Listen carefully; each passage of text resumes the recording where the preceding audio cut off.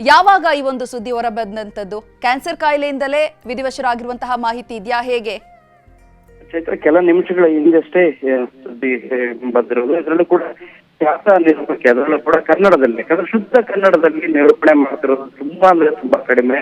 ಕಳೆದ 4 ದಶಕಗಳ ಕಾಲನೂ ಕೂಡ ಕನ್ನಡದಲ್ಲಿ, ಅದರಲ್ಲೂ ಕೂಡ ದೂರದರ್ಶನದ ವಾಹಿನಿಯಲ್ಲಂತೂ ಇವರ ಕಾರ್ಯಕ್ರಮಗಳಿಂದ ಹಿಡಿದು ಯಾವುದೇ ಕಾರ್ಯಕ್ರಮಗಳನ್ನ ಆಯೋಜನೆ ಮಾಡೋ ಸಂದರ್ಭದಲ್ಲಿ ಇವರ ನಿರೂಪಣೆಗಾಗಿ ಬಹಳಷ್ಟು ಜನ ಅಭಿಮಾನಿಗಳು ಕೂಡ ಇದ್ರು.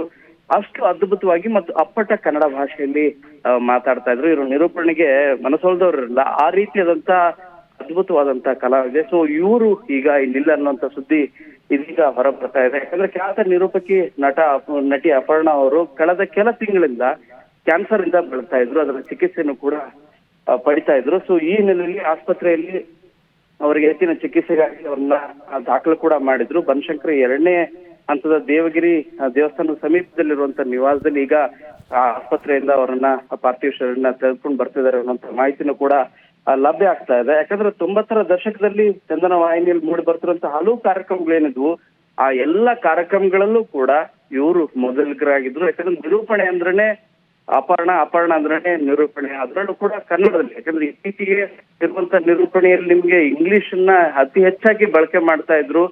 ಇವರ ನಿರೂಪಣೆ ಬಗ್ಗೆನೂ ಕೂಡ ಬಹಳಷ್ಟು ಸಮಾಜ ಜಾಲತಾಣದಲ್ಲಿ ಚರ್ಚೆನೂ ಕೂಡ ಆಗ್ತಾ ಇತ್ತು. ಬಟ್ ನಟಿ ಅಪರ್ಣಾ ಅವ್ರು ಏನಿದ್ದಾರೆ, ಇವರ ನಿರೂಪಣೆ ಬಗ್ಗೆ ಪ್ರತಿಯೊಬ್ರು ಕೂಡ ಪಾಸಿಟಿವ್ ಆಗಿ ಮಾತಾಡ್ತಾ ಇದ್ರು. ಯಾಕಂದ್ರೆ ಕನ್ನಡದಲ್ಲಿ ಸ್ಪಷ್ಟವಾಗಿ ಮತ್ತು ಸರಳವಾಗಿ ಎಲ್ರಿಗೂ ಕೂಡ ಅರ್ಥ ಆಗೋ ರೀತಿಯಾಗಿ ಅವರ ನಿರೂಪಣೆ ಏನಿತ್ತು, ಎಲ್ಲರೂ ಕೂಡ ಇಷ್ಟಪಡ್ತಿದ್ರು. ಸೊ ಅಂತ ಕಲಾವಿದೆ ಬರೀ ನಿರೂಪಣೆ ಮಾತ್ರ ಅಲ್ಲ, ಇವರು ಕಲರ್ಸ್ ಕನ್ನಡ ಸೇರಿದಂತೆ ಏನು ಕಿರುತೆರೆಯಲ್ಲೂ ಕೂಡ ಹಲವು ಚಿತ್ರಗಳಲ್ಲೂ ಕೂಡ ನಟಿಸಿದ್ದಾರೆ. ಉತ್ತಮವಾದಂತ ನಟಿ ಅಂತಲೂ ಕೂಡ ಹೆಸರನ್ನ ಗಳಿಸಿದ್ದಾರೆ. ಸೊ ಅಂತ ನಟಿ ಈಗ ಇಲ್ಲ ಅನ್ನೋದು ಈಗ ಬಹಳ ಸ್ಪಷ್ಟವಾಗಿ ಗೊತ್ತಾಗ್ತಾ ಇರೋದು. ಈ ಸುದ್ದಿಯನ್ನ ನಿಜವಾಗ್ಲೂ ಕೂಡ ಕೆಲವರು ಇನ್ನೂ ಕೂಡ ಅರಿಸ್ಕೊಳ್ಲಿಕ್ಕೆ ಆಗ್ತಾ ಇಲ್ಲ. ಆ ರೀತಿಯಾದಂತ ಪರಿಸ್ಥಿತಿ ಈ ಸದ್ಯಕ್ಕೆ ಕಳೆದ ಕೆಲ ವಾರಗಳಿಂದನೂ ಕೂಡ ಖಾಸಗಿ ಆಸ್ಪತ್ರೆಯಲ್ಲಿ ಚಿಕಿತ್ಸೆಯನ್ನು ಪಡೆದಿದ್ದಂತ ಅಪರ್ಣಾ ಅವರು ಈಗ ನಮ್ಮ ಜೊತೆಗಿಲ್ಲ. ಬಟ್ ಅವರ ನಿರೂಪಣೆ ಏನಿದೆ, ಅವರ ನಟನೆ ಏನಿದೆ, ಈಗಲೂ ಕೂಡ ಅದು ಮುಂದುವರಿಯುತ್ತೆ. ಅವರ ನೆನಪು ಇರುತ್ತೆ. ಚೈತ್ರ, ಶರಣು ಹಂಪಿ, ಇನ್ನು ಕ್ಯಾನ್ಸರ್ ಕಾಯಿಲೆಯಿಂದ ಅಂದ್ರೆ ಯಾವಾಗ ಈ ಒಂದು ಕಾಯಿಲೆ ಬಂದಿತ್ತು? ಈ ಹಿಂದೆ ಯಾವಾಗ್ಲಾದ್ರೂ ಅವರು ಹೇಳ್ಕೊಂಡಿದ್ರಾ ಈ ತರ ಕಾಯಿಲೆ ಇರೋದ್ರ ಬಗ್ಗೆ? ಅದ್ರ ಬಗ್ಗೆ ಏನಿದೆ ಮಾಹಿತಿ?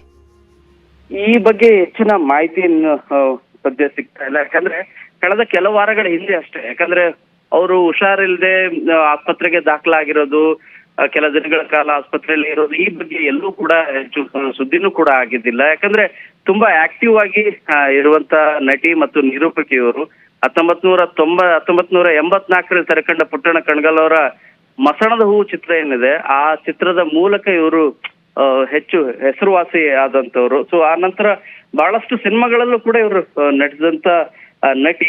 ಆ ನಂತರ ಇವರ ನಿರೂಪಣೆ ಏನಿದೆ ಅದಕ್ಕೆ ಹೆಚ್ಚು ಹೆಸರುವಾಸಿ ಆದಂತವ್ರು. ದೂರದರ್ಶನ ವಾಹಿನಿ ಇರ್ಬೋದು, ಬೇರೆ ಬೇರೆ ಕಾರ್ಯಕ್ರಮಗಳು, ಆದ್ರೂ ಕೂಡ ಸರ್ಕಾರಿ ಕಾರ್ಯಕ್ರಮಗಳಲ್ಲಿ ಇವರ ನಿರೂಪಣೆ ಸಾಕಷ್ಟು ಹೆಸರುವಾಸಿ ಆಗಿತ್ತು. ಯಾಕಂದ್ರೆ ಅವ್ರು ಅಷ್ಟು ಸರಳವಾಗಿ ಮತ್ತು ಸ್ಪಷ್ಟವಾಗಿ ಕನ್ನಡದಲ್ಲೇ ಪ್ರತಿಯೊಂದು ಕೂಡ ಕನ್ನಡದಲ್ಲಿ ನಿಮ್ಗೆ ಹೇಳೋದು ಬಹಳ ಕಷ್ಟ. ಈಗಿನ ಕನ್ನಡ ಮಾಧ್ಯಮದ ವಿದ್ಯಾರ್ಥಿಗಳು ಕೂಡ ಸಂಪೂರ್ಣವಾಗಿ ಕನ್ನಡದಲ್ಲಿ ಮಾತಾಡಿ ಅಂದ್ರೆ ಆಗೋದಿಲ್ಲ. ಇಂಗ್ಲಿಷ್ ಬಳಕೆ ಏನಿದೆ ಅದು ಹೆಚ್ಚಾಗೇ ಇದೆ.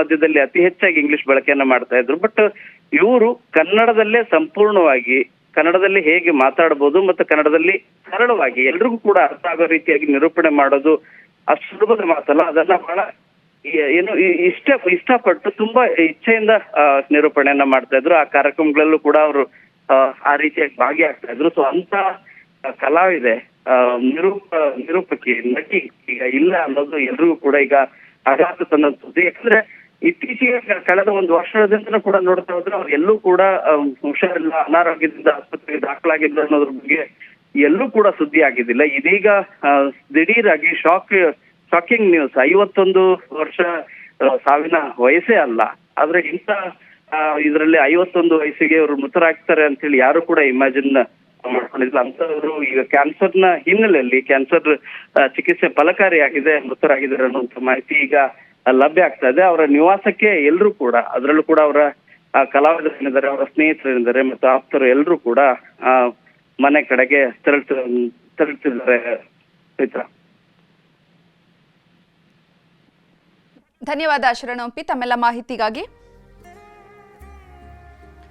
ಅಪರ್ಣ ಕನ್ನಡ ಚಿತ್ರರಂಗದಲ್ಲಿ ಬಹಳ ಸಕ್ರಿಯರಾಗಿರ್ತಾ ಇದ್ರು. ಪುಟ್ಟಣ್ಣ ಕಣಗಾಲ್ ಚಿತ್ರದ ಮೂಲಕ 1984ರಲ್ಲಿ ತೆರೆ ಕಂಡಂತಹ ಪುಟ್ಟಣ್ಣ ಕಣಗಾಲ್ ಅವರ ಮಸಣದ ಹೂ ಚಿತ್ರದ ಮೂಲಕ ಬೆಳಕಿಗೆ ಬಂದಂತವರು ಅಪರ್ಣ. ಅಂದಿನಿಂದ ಇಂದಿಯವರೆಗೂ ಕೂಡ ಸಾಕಷ್ಟು ಕಾರ್ಯಕ್ರಮಗಳ ನಿರೂಪಣೆಯನ್ನ ಮಾಡೋದ್ರ ಮೂಲಕ, ಅಭಿನಯವನ್ನ ಮಾಡೋದ್ರ ಮೂಲಕ ಗುರುತಿಸಿಕೊಂಡಿದ್ರು. ಕನ್ನಡಿಗರ ನೆಚ್ಚಿನ ನ್ಯೂಸ್ 18 ಕನ್ನಡ ಈಗ ವಾಟ್ಸ್ಆಪ್ನಲ್ಲೂ ಲಭ್ಯ. ಕರ್ನಾಟಕ, ದೇಶ ವಿದೇಶಗಳ 360 ಡಿಗ್ರಿ ಸುದ್ದಿಯ ವಿವರಗಳನ್ನ ನಿಮ್ಮ ಕೈ ಬೆರಳುಗಳಲ್ಲೇ ಪಡಿಲಿಕ್ಕೆ ಈ QR ಕೋಡ್ ಅನ್ನ ಸ್ಕ್ಯಾನ್ ಮಾಡಿ, ನಮ್ಮ ಚಾನಲ್ ಫಾಲೋ ಮಾಡಿ, ನೋಟಿಫಿಕೇಶನ್ ಆನ್ ಮಾಡಿ.